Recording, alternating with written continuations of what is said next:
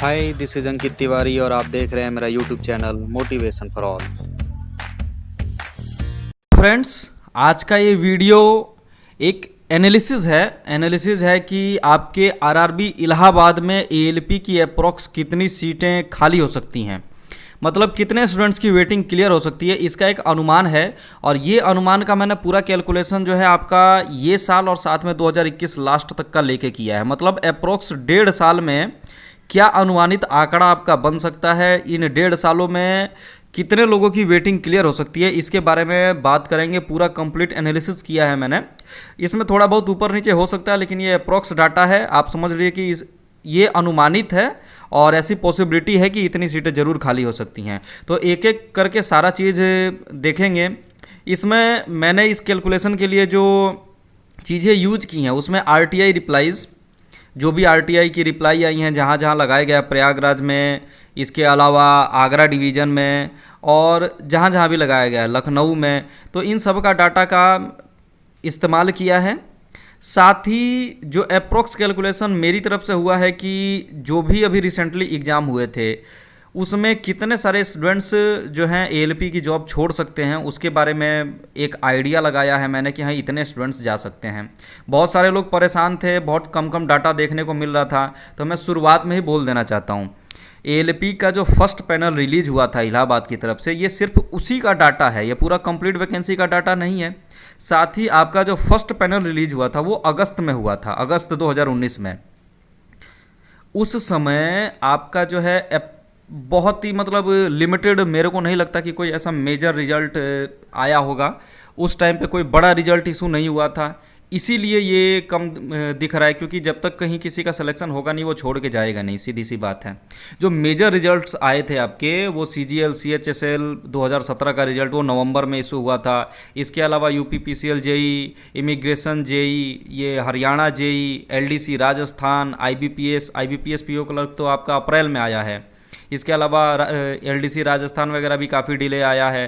तो ऐसे बहुत सारे ऐसे रिजल्ट्स हैं जो बहुत बाद में आए हैं। और सबसे बड़ा जो फैक्टर आपका आरआरबी जेई, तो आरआरबी जेई आपका जनवरी फरवरी मार्च के आसपास सभी बोर्डों ने धीरे धीरे पैनल इसका इशू किया था।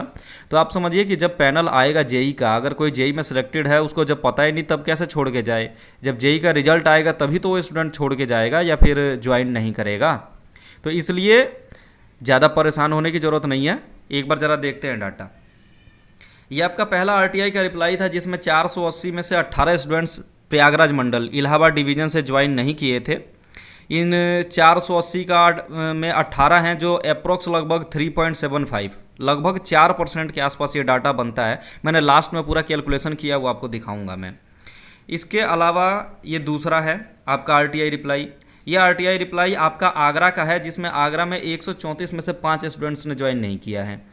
ये भी अप्रॉक्स उतना ही बनता है, आपका 3.75 के आसपास का डाटा है ये भी। इसके अलावा ये देखते हैं एक, ये फिर से वापस वही है। ये देखिए लखनऊ में भी आरटीआई लगा था, लेकिन लखनऊ में आरटीआई का जो उन्होंने रिप्लाई फर्स्ट पैनल के बारे में नहीं दिया, उन्होंने सेकंड पैनल का ही सारा कुछ बता दिया कि उनको 412 स्टूडेंट्स अलॉट हुए हैं।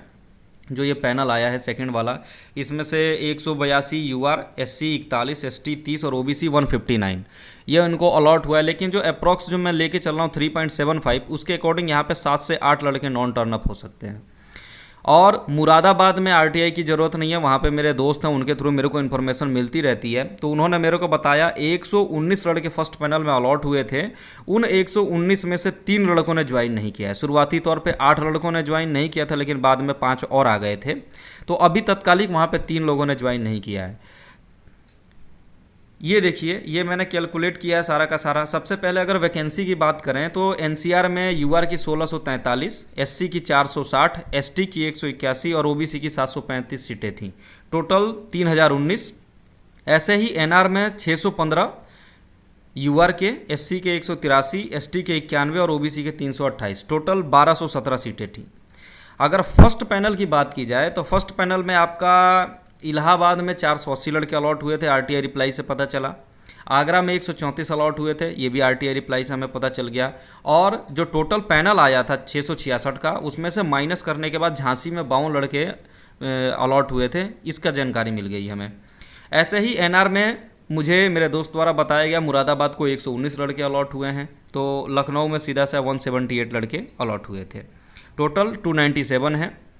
अब नॉन टर्नअप का डाटा जो है 3.75, ये मैंने लिया है, कैलकुलेट किया है। इसके अकॉर्डिंग एनसीआर में 25, एनआर में 11, ये टोटल लगभग 36 सीटें आपकी नॉन टर्नअप रहेंगी। और मैं आपको बता दूं, जब पैनल रिलीज हुआ था उसमें 67 कैंडिडेट्स को विदहेल्ड में रखा गया था, लेकिन जब फाइनली विदहेल्ड क्लियर हुआ तो 61 स्टूडेंट्स का ही हुआ, मतलब 6 सीटें रोक दी गई, तो वो आपकी 6 सीटें और वैकेंट हैं। तो टोटल 42 सीटों के आसपास अभी आपका वैकेंट है।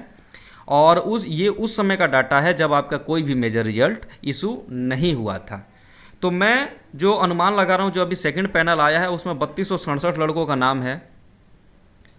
इन 3267 में 3.75 जो अनुमानित है कि 3.75 स्टूडेंट्स जो पहले ज्वाइन नहीं कर रहे थे, और अभी मैंने अप्रॉक्स कैलकुलेशन लिया है कि ये सारा रिजल्ट आने के बाद कम से कम 15% स्टूडेंट ज्वाइन नहीं करेंगे, 15। तो ये अप्रॉक्स 19% का डाटा बनता है। और इस 19% का अगर कैलकुलेशन करता हूँ तो आपका 620 लड़के, जो सेकंड पैनल आया है उससे 620 लड़के ऐसे होंगे जो ज्वाइन नहीं करेंगे। साथ ही जो 666 एनसीआर को अलॉट हुआ था पहला फर्स्ट पैनल में, उसमें किसी की भी अभी ट्रेनिंग कंप्लीट नहीं हुई है, ऑलमोस्ट सभी की बची हुई है। तो वहाँ पे ये लगा लीजिए कि अब जब रिजल्ट आ चुका है और हर जगह आपका जेई वगैरह की ज्वाइनिंग स्टार्ट हो चुकी है, सब जगह एलडीसी राजस्थान की ज्वाइनिंग स्टार्ट हो चुकी है, यूपी पीसीएल जेई की तो ऑलरेडी हो चुकी है। तो इस तरह से ये जो चल रहा है ज्वाइनिंग का प्रोसेस, तो उसमें ये सारे लोग छोड़ के जाएंगे। तो 4% हमने पहले लिया था, अभी मैं अनुमानित जो है इसका 15% लूँगा, तो उसमें लगभग 100 सीटें खाली होती हैं। इसके साथ आपका 42 सीट ऑलरेडी वैकेंट है, जो हमने देखा आरटीआई रिप्लाईज में। तो ये आंकड़ा जो आता है आपका 762 का आता है, अप्रॉक्स 762, मतलब अप्रॉक्स 800 सीटें, अप्रॉक्स 800 ये अनुमानित है। इसके अलावा ये एक आरटीआई लगाया था हमने इलाहाबाद डिवीज़न में, इलाहाबाद डिवीज़न का ये आरटीआई है। इसमें बताया गया है 2020 में 225 लोको पायलट और 2021 में 203 लोको पायलट रिटायर होने वाले हैं। तो आपकी वैकेंसी, जैसा कि रेलवे बोर्ड चेयरमैन ने बताया था, 31 दिसंबर 2020 तक की ली गई है। तो ये 225 का जो आंकड़ा है ये तो हम काउंट नहीं करेंगे, लेकिन जो 203 का आंकड़ा है ये हम काउंट करेंगे। और नई वैकेंसीज आने में अभी टाइम है, तो आप ये समझ लीजिए कि ये आपका जो वैकेंट सीट है ये आपका वेटिंग कैंडिडेट से ही भरा जाएगा। तो ये 203 जो सीटें हैं, अगर ये उसमें जोड़ देते हो तो लगभग 1000 सीटें आपकी तैयार हो जाती हैं। इलाहाबाद बोर्ड की तरफ से 1000 सीटें तैयार हो रही हैं, जबकि रिटायरमेंट का जो डाटा है वो मैंने आपका एनआर जोन का लखनऊ और मुरादाबाद नहीं काउंट किया है, झांसी और आगरा काउंट नहीं किया, क्योंकि उनका डाटा अवेलेबल नहीं है। साथ ही मैं मुरादाबाद से आपको बता दूं, मेरे दोस्त के द्वारा जो मेरे को इन्फॉर्मेशन दी गई थी वो मैंने इसमें वीडियो में शामिल नहीं किया है, क्योंकि कॉन्फिडेंशियल डाटा है, वो उन्होंने शेयर करने से मना किया है। वहाँ पे 114 सीटें 1 जून 2020 तक वैकेंट हैं, मतलब जो रिक्रूटमेंट हो रहा है उसके बावजूद 114 सीटें खाली रह जाएंगी, वहाँ पे 114 सीटें बचेंगी। अगर उसको भी आप ऐड कर दो तो आपकी वेटिंग क्लियर पूरी की पूरी हो जाएगी, और उसके बावजूद सीटें खाली रह जाएंगी, क्योंकि लखनऊ में भी कुछ अप्रोक्स रिटायरमेंट होगा, आपका झांसी में होगा, आगरा में होगा। साथ ही एक और चीज़ बताऊँ, मुरादाबाद में 65 लोग और रिटायर होने वाले हैं। इसको आप जोड़ोगे तो लगभग 1200 भी पार कर जाता है ये डाटा, आपकी सीट वैकेंट होने का 1200 से पार कर जाता है। मैं एक चीज़ बताऊं, अगर शिफ्टिंग नहीं होता है, अगर गोरखपुर के स्टूडेंट्स इलाहाबाद में शिफ्ट नहीं होते हैं, तो ऑलमोस्ट सभी स्टूडेंट्स की वेटिंग 1.5 साल के अंदर क्लियर हो जाएगी। 2021 लास्ट आते आते आप सभी की वेटिंग क्लियर होने के लिए उतनी सीटें अवेलेबल ज़रूर होंगी इलाहाबाद बोर्ड के पास।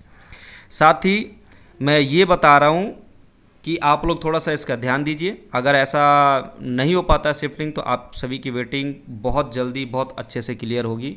शिफ्टिंग को बस रोकना है, और रोकने की बात नहीं है, आप दीजिए जहाँ पे अगर वेटिंग क्लियर कर दीजिए, उसके बाद अगर आप गोरखपुर को क्लियर करना चाहते हैं क्लियर कीजिए, हमें कोई इससे आपत्ति नहीं है। तो ये पूरा कंप्लीट एनालिसिस था, आप सभी समझ गए होंगे, सभी को पता चल गया होगा। और मैं जो ये बता रहा हूँ मुरादाबाद में, ये अप्रॉक्स 2020 तक का डाटा मैं बता रहा हूँ, आगे 2021 का तो उसमें काउंट ही नहीं है। तो आप सोचिए कितनी सीटें अप्रॉक्स खाली हो सकती हैं। तो इसके अलावा मेरे को लगता है आप सभी समझ गए होंगे सारा का सारा ये डाटा एनालिसिस लेके। बहुत बहुत धन्यवाद।